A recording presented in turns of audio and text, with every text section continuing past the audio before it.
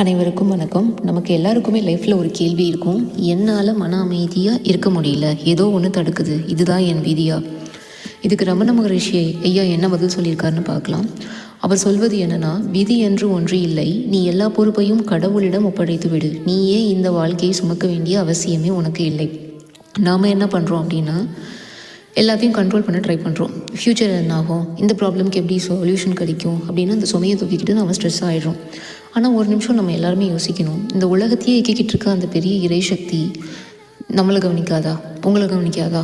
So அப்போது நாம் சரணாகதி அடைஞ்சிட்டா, எல்லாம் உன் பொறுப்பு கடவுளே அப்படின்னு அவர்கிட்டயே விட்டுட்டா, அந்த நேரம் மனசு லேசாகிடும், பயம் குறையும், அமைதி தன்னால் வரும். அப்போ விதி நம்மளை என்ன செஞ்சிட முடியும்? நாம் இந்த சுமையை தூக்கலைன்னா சுமையே நம்மளோடது இல்லையே.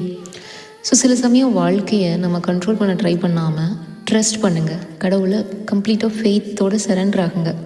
அவர்கிட்டயே விட்டுடுங்க, ஒப்படைச்சிடுங்க. அமைதி தானாக வரும். சரணாகதி என்பது தோல்வியே இல்லை, அது உச்சமான நம்பிக்கை. நன்றி, வணக்கம்.